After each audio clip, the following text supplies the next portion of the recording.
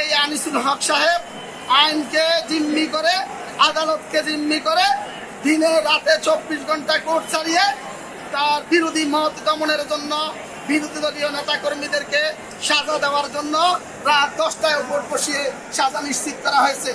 এই হত্যাকাণ্ড, যেটা জুলাই আন্দোলনে হত্যাকাণ্ড সংঘটিত হয়েছে, সেই হত্যাকাণ্ডের সরাসরি নির্দেশদাতাদের মধ্যে এই আনিসুল হক অন্যতম।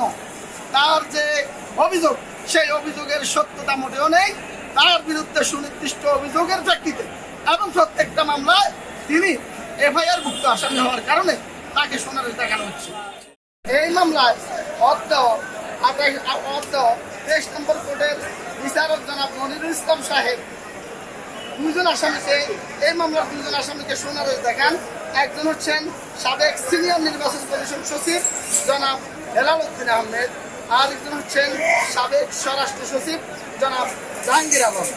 ওনাদের বিরুদ্ধে অভিযোগ হচ্ছে ওনারা 2018 সালে এই সিডিসির আন্ডারে থেকে তাদের সুপরিকল্পিতভাবে তারা বাংলাদেশের মানুষের যে গণতান্ত্রিক অধিকার, যে ভোটাধিকার, সেই ভোটাধিকার হরণ করে শেখ হাসিনার নির্দেশে, শেখ হাসিনার যোগ সাজসে এবং আওয়ামী লীগের প্রার্থীদেরকে জিতানোর জন্য তারা যে সুদূর প্রসারী পরিকল্পনা করে নির্বাচনে যারা ভোটাধিকার প্রদান করার কথা, তাদের ভোট না নিয়ে রাতে ভোট কারচুপির মাধ্যমে রাতে প্রার্থীদেরকে জিতিয়ে রেখেছে।